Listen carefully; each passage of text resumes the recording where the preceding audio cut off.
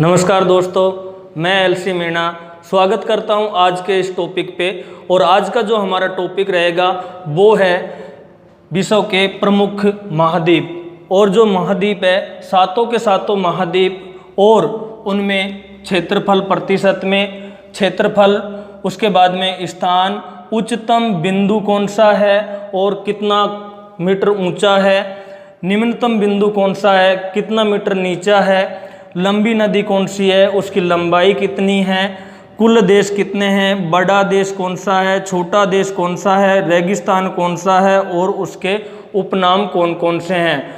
और दोस्तों गारंटी के साथ में अगर ये टॉपिक याद नहीं होता तो आप इस वीडियो को डिसलाइक भी कर सकते हो। मेरा तो एक ही असूल है, कोई भी काम करो दिल से करो, पागलपन की हद तक करो वरना मत करो, सफलता कदम चूमेगी। तो स्टार्ट करते हैं आज का ये वीडियो। सबसे पहले एशिया महाद्वीप या अफ्रीका महाद्वीप, उत्तरी अमेरिका, दक्षिणी अमेरिका, यूरोप, ऑस्ट्रेलिया और अंटार्कटिका महाद्वीप है।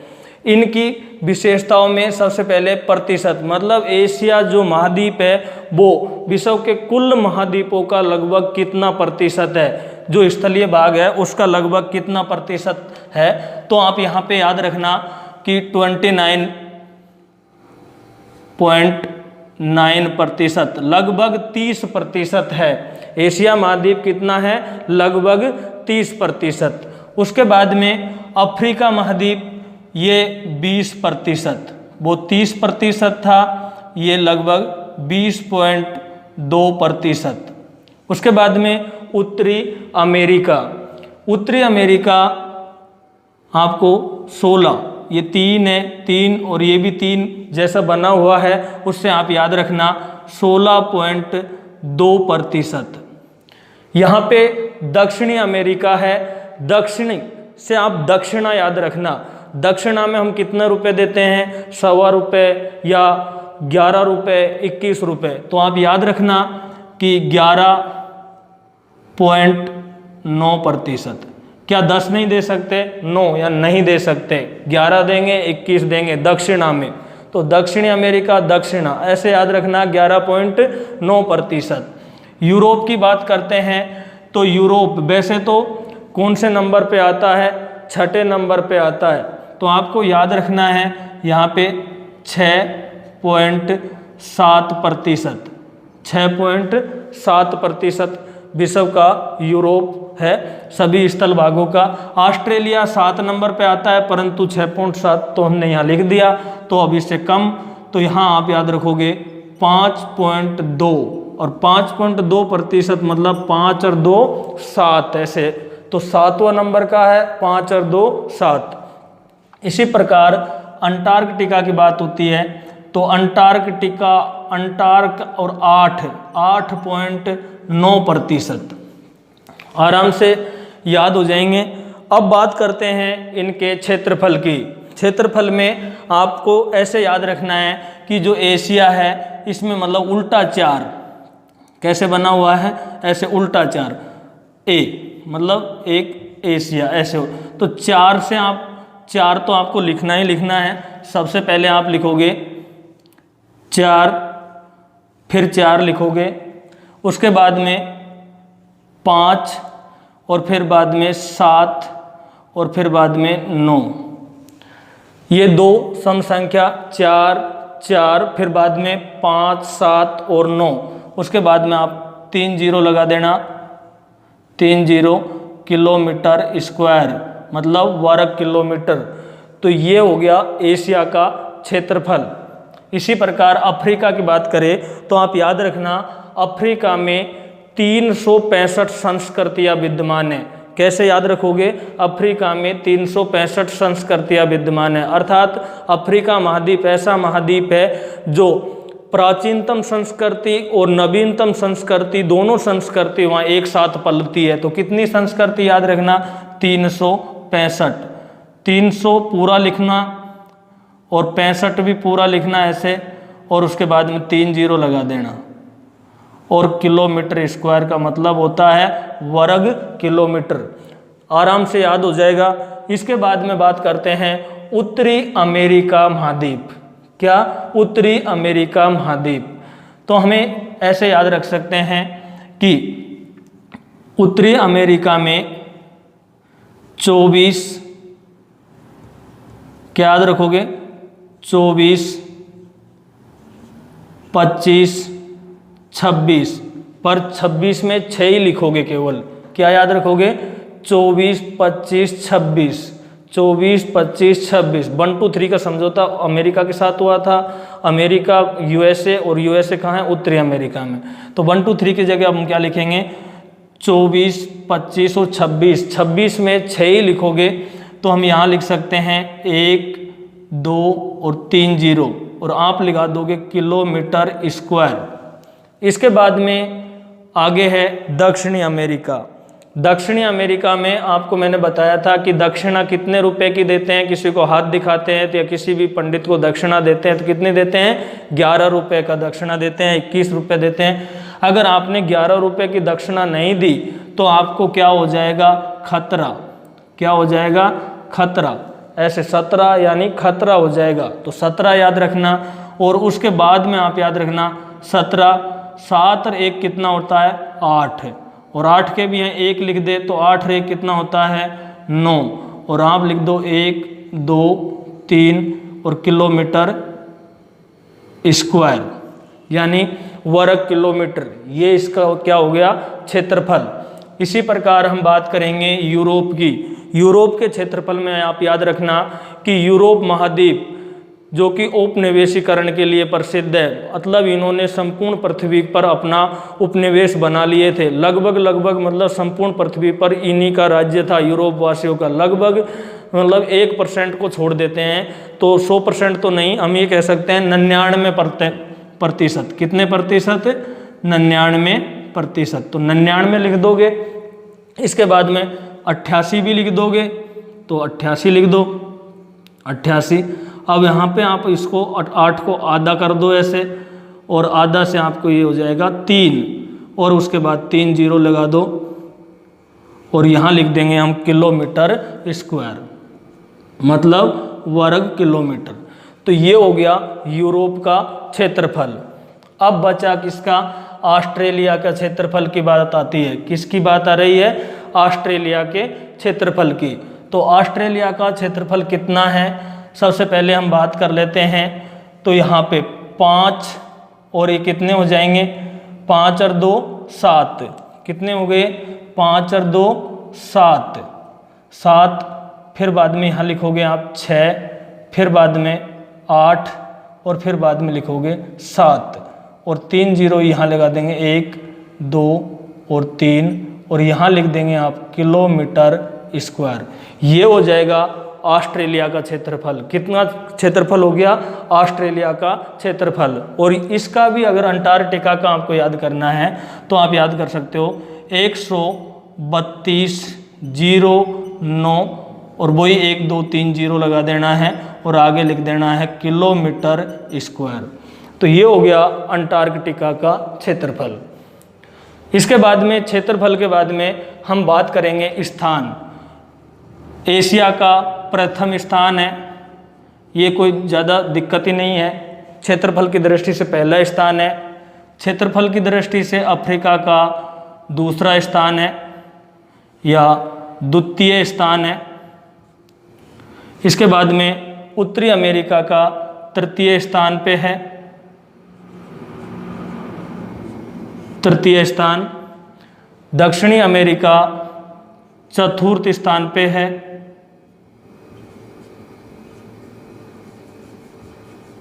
या हम चौथे स्थान पे लिख देते हैं, चौथे स्थान पर है। यूरोप की बात करेंगे तो ये छठा स्थान पर है, छठा स्थान है इसका। और ऑस्ट्रेलिया है, ये 7वां स्थान पर है, लास्ट 7वां स्थान है क्षेत्रफल की दृष्टि से। और 8वां की नहीं है यहाँ पे, और कौन सा है? 5वां स्थान। कौन सा है इसका? क्षेत्रफल की दृष्टि से 5वां बड़ा कौन सा है? अंटार्कटिका महाद्वीप। इसी प्रकार से उच्चतम बिंदु की अगर हम बात करें कि उच्चतम बिंदु या पर्वत चोटी कौन सी है, एशिया महाद्वीप का सबसे ऊंची चोटी कौन सी? हम सभी जानते हैं इस चोटी को, और आपको याद नहीं है तो आप ऐसे याद करना, AKM, 1 किलोमीटर। क्या याद रखना? 1 kilometre. AKM, ALK, AKM, ALK, ऐसे कुछ याद करोगे तो रह जाएगा। धीरे धीरे देखते हैं। AKM का मतलब कौन सा हो जाएगा? Mount Everest. कौन सा है? Mount Everest. माउंट एवरेस्ट है। इसकी ऊंचाई की बात करेंगे तो कितनी है? 8,848 मीटर, और BBC लंदन के अनुसार 8,850 मीटर। तो ये है माउंट एवरेस्ट, एशिया में है सबसे ऊंची। इसको चोमुलुंगमा कहते हैं तिब्बत भाषा में, नेपाल में, जिसका अर्थ होता है पर्वतों की रानी। इसी प्रकार से अफ्रीका की अगर हम बात करें तो अफ्रीका में ए से हो गया एवरेस्ट, के से क्या याद रखोगे? Kilimanjaro, mount Kilimanjaro, mount Kilimanjaro, mount Kilimanjaro. ये कहाँ पे है? अफ्रीका महाद्वीप की सबसे ऊंची चोटी है। इसकी ऊंचाई की अगर हम बात करें तो इतना है 58, और यहाँ आप याद रखोगे 95 मीटर। कितना ऊंचा है? 58-95 मीटर, 88-58-95 मीटर। इसके बाद में बात करते हैं हम उत्तरी अमेरिका की जो चोटी है ऊंची। एम का मतलब यहाँ पे आपको मैकिनले याद रखना है। क्या याद रखना है? मैकिनले, मैकिनले, ये चोटी है उत्तरी अमेरिका की, माउंट मैकिनले। और इसको आपको मतलब ये 3 बना हुआ है, तो 58 में 3 जोड़ देंगे तो कितना हो जाएगा? 61।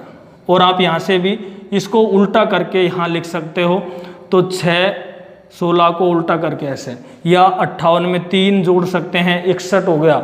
61, और यहाँ 95 है तो यहाँ 94 कर दो, 94 मीटर इसकी ऊंचाई हो जाएगी। इसी प्रकार दक्षिणी अमेरिका की बात करेंगे तो यहाँ पे ए से एकाकागुआ, कौन सी है? एकाकागुआ, ये ऊंची चोटी है एकाकागुआ।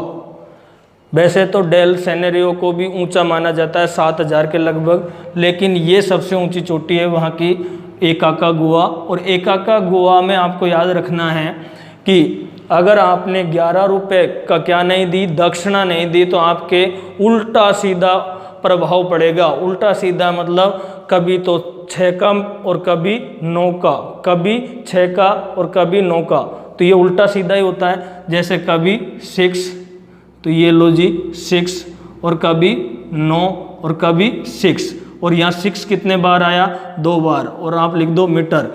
ये एकाकागुआ दक्षिणी अमेरिका की सबसे ऊंची चोटी है, ऊंचाई है 6962, ठीक है। इसके अलावा तो 6 कितने बार आया? 2 बार। यूरोप की अगर हम बात करेंगे तो एल से एलब्रुस याद रखना, एलब्रुस कौन सी है?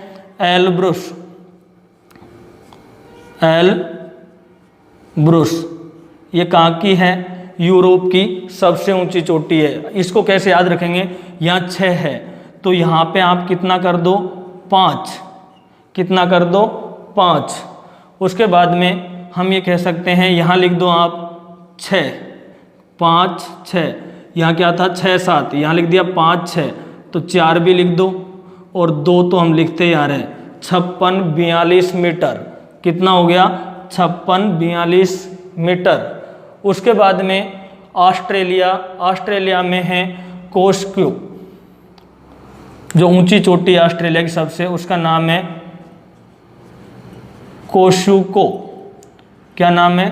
कोशुको, सबसे ऊंची चोटी कोशुको है। इसको याद करना बिल्कुल सीधा है भाई, हम 2-2 लिखते आ रहे हैं, अब हम 2 ही 2 लिखेंगे, 2, 2, 2, और एक और 2 आ जाता तो 8 हो जाता है, इसलिए हमने 8 ही लिख दिया।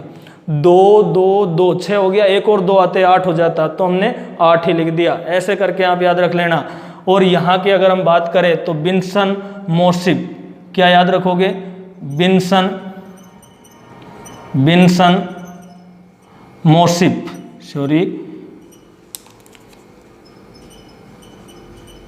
बिन्सन मोसिप याद रखना आप अच्छी तरह से। इसकी ऊंचाई भी याद रख लेना, कहीं कहीं पे 50-48 मीटर लिखा मिलेगा और कहीं कहीं पे 48-92 मीटर भी मिलेगा, 48-92 मीटर भी मिलेगा। मेरी ओर से आप 50-48 मीटर मान लेना। कितना? 50-48 मीटर मान लेना। तो ये हो गई आपकी सभी महाद्वीपों की ऊंची ऊंची चोटियाँ। अब आप मुझे मैसेज या कमेंट बॉक्स में ये लिख के बताओगे कि यूरोप का जो एल्ब्रुस चोटी है वो कौन से पर्वत पे है। यूरोप की जो एल्ब्रुस चोटी है वो कौन से पर्वत पे है। या आप बताओगे मुझे कि मैकिनले उत्तरी अमेरिका की सबसे ऊंची चोटी है वो कौन से पर्वत पर है। इसी प्रकार से अगला निम्नतम बिंदु, ये बिल्कुल ही आसान है, हम इन चीज़ों को छोड़ देते हैं और एग्जाम में यहाँ से हमें एग्जामिनर फंसाने की कोशिश करता है और हम यहाँ पे आसानी से फंस जाते हैं। अगर याद करें तो देखो, सबसे निम्नतम बिंदु एशिया का हमें पता ही है। एशिया का सबसे निम्नतम बिंदु कौन सा है? तो यहाँ पे हम याद ही करते हैं, कौन सा है? मृत सागर। कौन सा है? मृत सागर। यहाँ मृत सागर है। इसी प्रकार से एक सागर और है जो कि यूरोप में है, सागर के पास सबसे नीचा स्थान, उसका नाम है यूरोप में कैसिपियन सागर। तो एशिया और यूरोप में तो नीचा स्थान है वो सागर है। इसी प्रकार मृत सागर है तो उत्तरी अमेरिका में मृत घाटी है।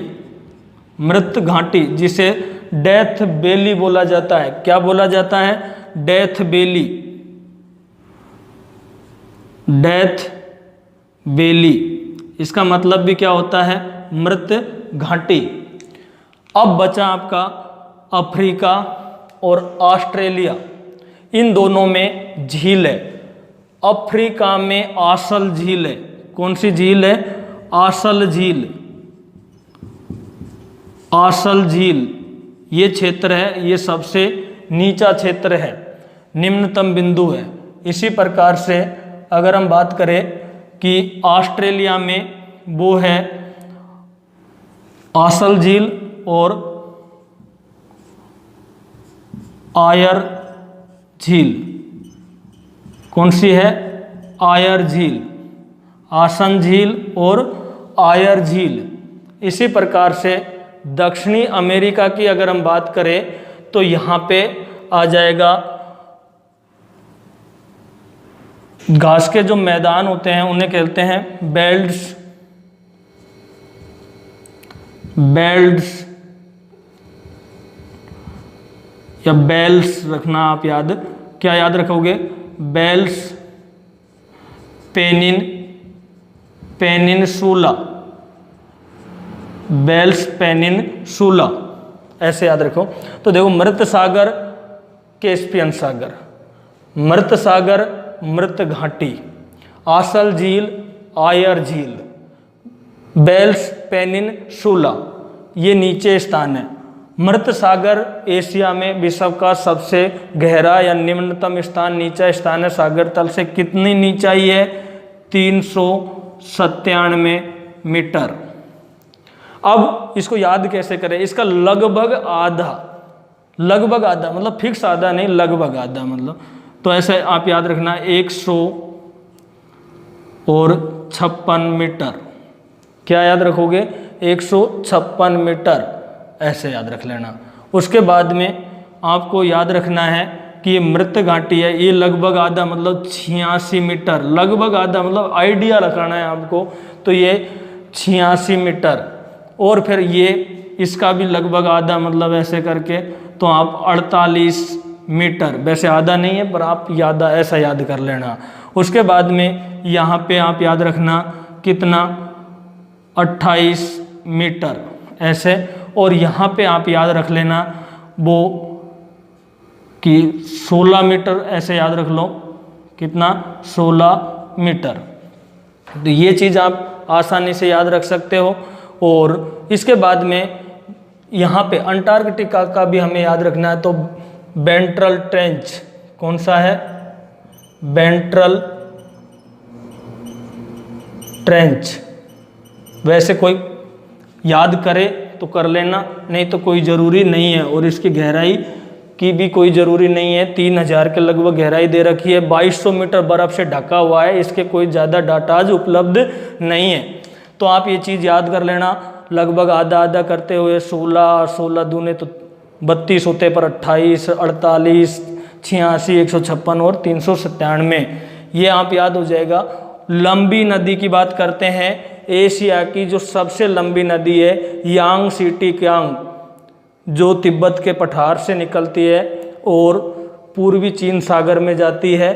तो इसका नाम क्या है, यांगसी नदी बोलते हैं इसे, हम क्या बोलते हैं, यांगसी नदी।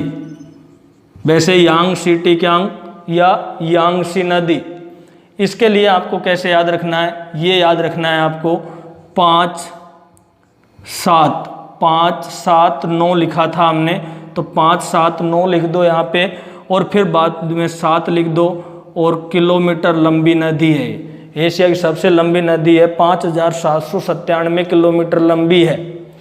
इसके अलावा अगर हम बात करें तो अफ्रीका की जो सबसे लंबी नदी है वो विश्व की भी सबसे लंबी नदी है, नदी का नाम क्या है, नील नदी। नील नदी विक्टोरिया झील से निकलती है, वाइट नील और इथोपिया से मिलकर आने वाली नीली नील दोनों सूडान की राजधानी खातून में मिलती है, और उसके बाद में नील नदी कहलाती है। मिस्र में असवान बांध बना हुआ है और आगे जाकर के भूमध्य सागर में गिरती है। ये विश्व की सबसे लंबी नदी है, और जो सबसे लंबी नदी मतलब यूनिवर्सल ट्रुथ हम कह सकते हैं, सदा सत्य, मतलब ये एक ही है दुनिया में, सबसे लंबी नील नदी है। तो हम ये कह सकते हैं कि जो कोई भी सदा सत्य वाले वाक्य वो इन्वर्टेड कोमा में लिखे होते हैं। किस में लिखे होते हैं, इन्वर्टेड कोमा। तो ये भी भाई नदी इन्वर्टेड कोमा में लिखने वाली है। तो इन्वर्टेड कोमा ऐसा लगता है, आप याद रख लेना, कैसा लगता है, ऐसा। और ये लास्ट वाले 9 को आप 0 कर दो तो ये इसका किलोमीटर हो गया, कितना, 6690 किलोमीटर, 6690 किलोमीटर बहती है कौन सी, नील नदी। उत्तरी अमेरिका की जो नदी है उसे मिसिसिपी नदी, क्या नाम है, मिसिसिपी नदी या मोसेरी नदी के नाम से जाने जाती है। मिसिसिपी या मिसेरी या मोसेरी, मिसोरी या मोसोरी, मिसेरी या मोसोरी या मिसिसिपी नदी ये है। इसको क्या याद रखना है, मतलब इसके अंदर कि इसकी जो हमें लंबाई भी याद हो जाए, मोसेरी या मिसिसिपी की। तो यहाँ पे हमें थोड़ा सा आइडिया लगाने से पहले मैं ये नदी बता देता हूँ कि दक्षिणी अमेरिका की कौन सी है, अमेजन, कौन सी है, अमेजन नदी, अमेजन नदी। अब आसानी से याद रह जाएगी आपको, क्योंकि इन दोनों की जो लंबाई है वो कितनी है, 62, और इसकी भी कितनी है, 62। 62 के बाद में यहाँ पे हम 62-96 किलोमीटर, क्या है, 62-96 किलोमीटर, और यहाँ पे लिख देंगे हम 62-40 किलोमीटर लंबाई, कितनी है, 62-40 किलोमीटर लंबाई है यहाँ पे। और यहाँ पे कितनी है, 62-96, तो यहाँ 62 लिखना है, यहाँ भी 62 लिखना है। इसके बाद में अगर हम बात करें कैस्पियन सागर, मतलब यूरोप की सबसे जो बड़ी नदी है, उस नदी का नाम है वोल्गा नदी। कौन सी नदी है, वोल्गा नदी है। और दोस्तों वोल्गा नदी को आप ऐसे याद रखना कि इसकी जो लंबाई है वो कितनी है, मतलब हमने क्या याद रख लिया, देखो 2 4 5 6, 2 4 5 6 7, इतना डाटा जा गए, और यहाँ 3 एक बार है, तो हम यहाँ 3 से स्टार्ट कर दे, 37 और 50 किलोमीटर। कितनी? 3750 किलोमीटर। किसकी बात कर रहे हैं? यूरोप में वोल्गा नदी की लंबाई। इसी प्रकार से वोल्गा, मतलब इसको दूसरा याद रखो कि हम कहते हैं 33 वाट का करंट लगा, तो हम 33 वाट की जगह 3750 वाट का झटका लगा, बोल्ट का करंट लगा। बोल्गा बोल्ट का झटका लगा 3750 वोल्ट का। ऐसे याद रख लेना, लंबाई याद हो जाएगी। ऑस्ट्रेलिया की सबसे जो लंबी नदी है उसका नाम है मरे डार्लिंग नदी। मरे नदी है और डार्लिंग पर्वत से निकलती है। डार्लिंग पर्वत से निकलती है, मरे डार्लिंग नदी कहलाती है। और इसको आप याद रख लेना कैसे? 2, 7, 8, 9 किलोमीटर। 2, 7, 8, 9 किलोमीटर। दो नदियाँ मिलती है, 7, 8, 9 किलोमीटर बहती है। कौन सी? मरे और डार्लिंग। डार्लिंग पर्वत से मरे डार्लिंग नदी निकलती है। इसके बाद में यहाँ पे कोई भी नदी नहीं है। इसके बाद में बात करते हैं कुल देशों के बारे में। एशिया में लगभग 47 देश है। कितने देश है? लगभग 47 देश है। अफ्रीका में लगभग 55 देश है, 55। उनमें से 49 देश, 49 देश कैसे हैं? स्थल पर है, और 6 देश है वो कैसे हैं? सागरीय भागों पर है। इसी प्रकार से उत्तरी अमेरिका की अगर हम बात करें तो यहाँ पर 29 देश है। टोटल 29 देश है। ठीक है, यहाँ से इसको उल्टा कर दो, 6, 2, इसको 29 देश ऐसे।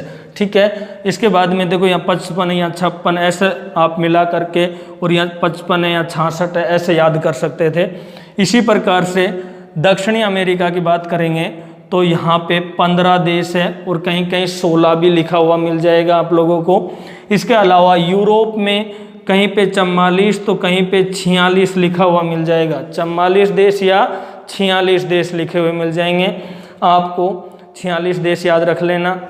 ठीक है, इसी प्रकार से अगर हम बात करें ऑस्ट्रेलिया में, तो ऑस्ट्रेलिया में कुल कितने देश है? 14 देश है, और ये निर्जन महाद्वीप है। कौन सा है? निर्जन महाद्वीप है। कोई नहीं रहता यहाँ पे, कोई देश नहीं है। यहाँ रहते हैं सभी देशों ने अपने अपने वैज्ञानिक शोध के अंदर स्थापित किए हुए हैं। भारत ने भी यहाँ पे भारती, गंगोत्री और मैत्री, ये वैज्ञानिक शोध के अंदर भारत के भी कहाँ पे है? अंटार्कटिका महाद्वीप पे। भारती, गंगोत्री और मैत्री 3 शोध केंद्र बनाए हुए हैं। इसके बाद में हैं बड़े देश। एशिया महाद्वीप का बड़ा देश, या एक रूस के बारे में मैं बात बता देता हूँ। रूस ऐसा देश है जो एशिया में भी आता है और यूरोप में भी आता है। हम बात करें कि यहाँ पर एक पर्वत है, उसका नाम यूराल पर्वत है। उसके बाद में कैस्पियन सागर है, उसके काकेकस, और फिर बाद में काला सागर। इसके इधर की साइड में पश्चिम की बात करेंगे तो यूरोप है, और पूर्व में एशिया है। और रूस भौतिक रूप से एशिया का भाग है, लेकिन रूस में ज़्यादातर जो रूस की राजधानी है मॉस्को, वो भी कहाँ है? यूरोप में है। और रूस की 80% जनसंख्या भी यूरोप में है। इसीलिए अगर हम रूस को कहीं धरेंगे या कोई महाद्वीप में रखेंगे तो वो यूरोप महाद्वीप में आएगा, एशिया महाद्वीप में नहीं आएगा, ये याद रखना। और वैसे तो दोनों महाद्वीपों में ही रूस नहीं आता, विश्व का सबसे बड़ा देश है, ऐसे याद रख लेना उसको। अगर हम यहाँ पे बात करें कि बड़ा देश, तो यहाँ पे कौन सा है? चीन, चाइना एशिया का सबसे बड़ा देश है। साथ में छोटे देश भी याद करते चले। छोटा देश है मालदीव। कौन सा है? मालदीव। भारत है, ये भारत का चित्र है यहाँ पे ऐसे, और यहाँ श्रीलंका है, और यहाँ मालदीव है। मूंगा चट्टानों से निर्मित आपका लक्षद्वीप, और उसके नीचे मिनिकॉय द्वीप और मालदीव। तो सबसे छोटा मालदीव और सबसे बड़ा कौन सा है? चाइना। इसी प्रकार से अफ्रीका की बात करते हैं तो अफ्रीका में यहाँ पर एक देश है। कहाँ पर? यहाँ पर एक देश है, और उस देश का नाम क्या है? अल्जीरिया। तो अफ्रीका का जो सबसे बड़ा क्षेत्रफल की दृष्टि से देश है उसका नाम क्या है? अल्जीरिया।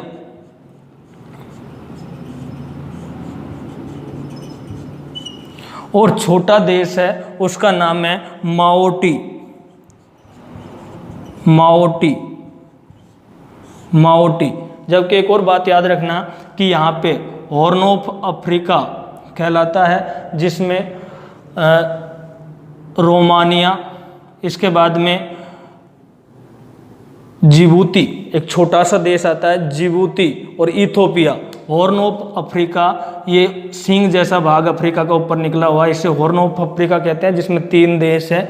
एक का नाम है रोमानिया, एक का नाम है इथोपिया और एक का नाम है जिबूती। तो जिबूती स्थल भाग पे, माओटी स्थल भाग पे नहीं है, तो ये सबसे छोटा है अफ्रीका का। इसी प्रकार उत्तरी अमेरिका की बात करें तो उत्तरी अमेरिका का सबसे बड़ा देश का नाम हम सभी जानते हैं। यहाँ पे एक देश है, उसका नाम है कनाडा, और 49वीं डिग्री अक्षांश रेखा जो यूएसए और कनाडा के बीच में है। तो बड़ा देश कौन सा है? कनाडा। छोटा देश कहीं कहीं पे लिखा होता है ग्रेनाडा ऐसा, परंतु यहाँ का जो सबसे छोटा देश है माओटी है। यहाँ पे कौन सा है? सेंट पीरो। कौन सा है? सेंट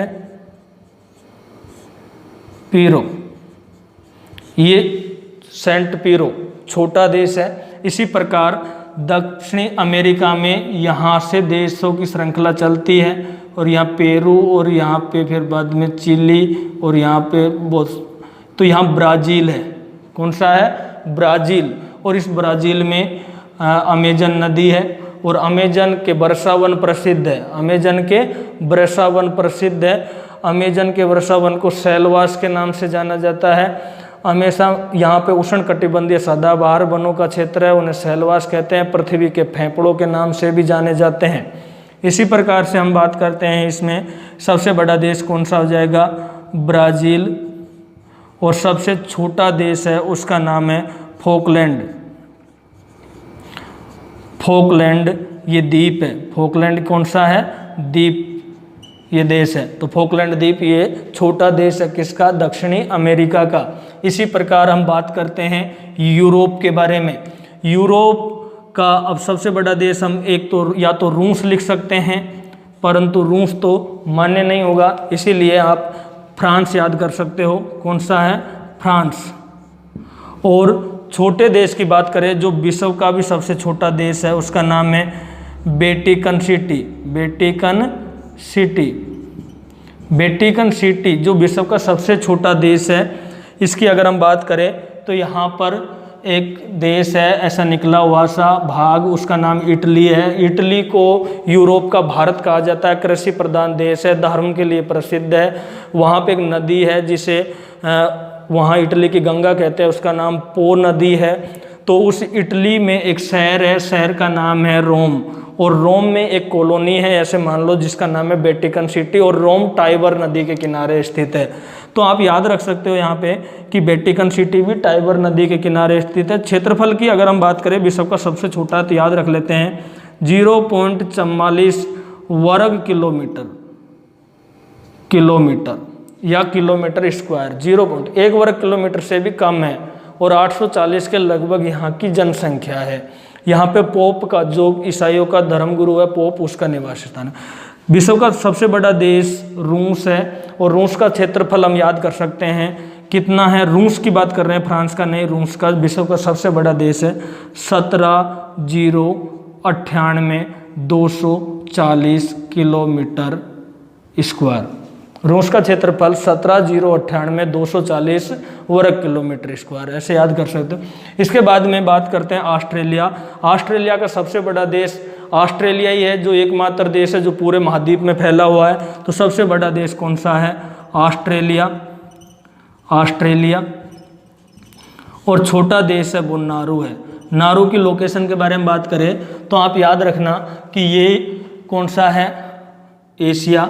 और एशिया में यहाँ पर एक ऐसी आकृति आपने देखी होगी, यूँ इस प्रकार से नीचे जाती हुई, ऐसे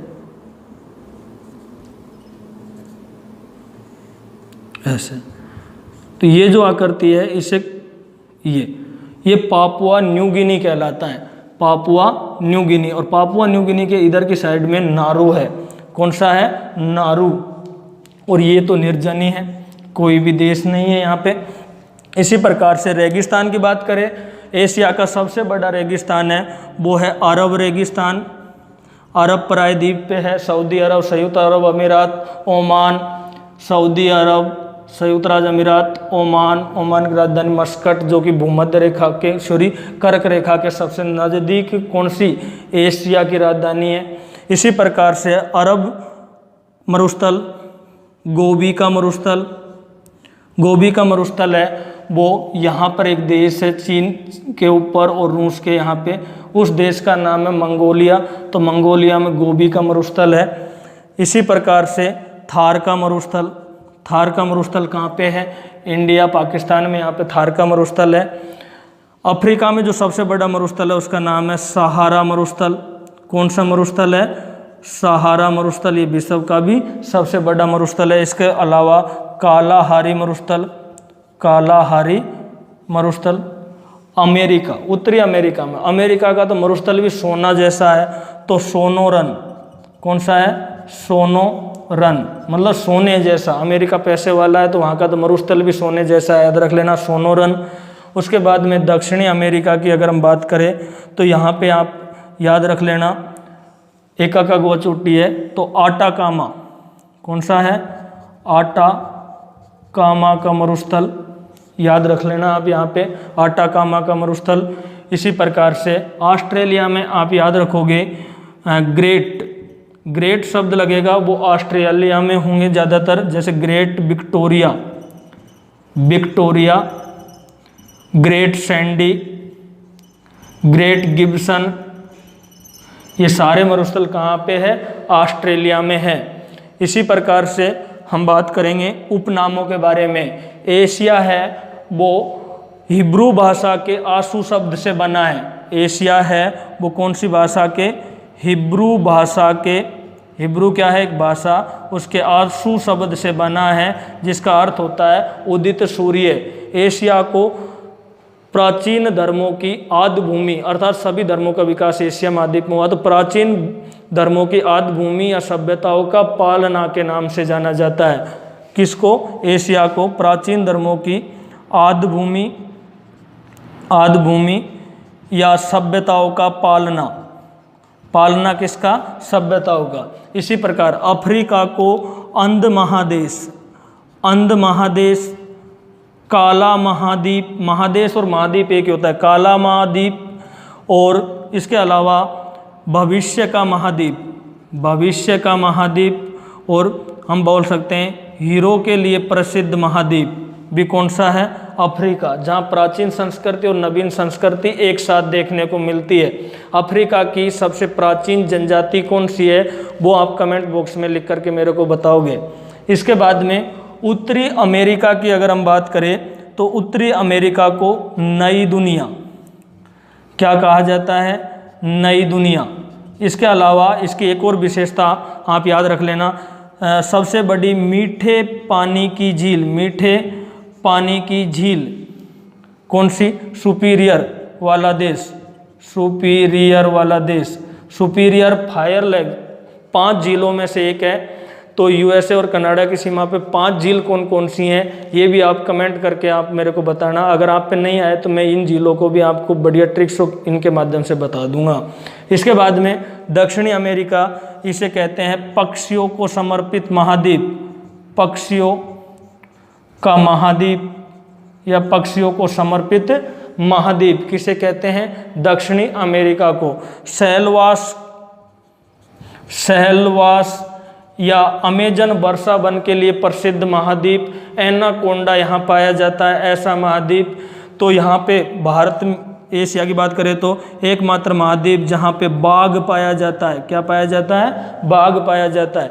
इसी प्रकार यूरोप को आप ऐसे कह सकते हो प्रायद्वीपों का महाद्वीप, वैज्ञानिकों का महाद्वीप, सर्वाधिक वैज्ञानिक खोजे हुए वैज्ञानिक हुए यहाँ पे, तो वैज्ञानिकों का महाद्वीप। इसके अलावा सामंतवाद, पूंजीवाद, औद्योगिक क्रांति और पुनर्जागरण का महाद्वीप, औद्योगिक क्रांति इंग्लैंड से शुरू हुई थी, बहुत अच्छा प्रश्न है, कभी कभी आ जाता है। और पुनर्जागरण इटली से शुरू हुआ था।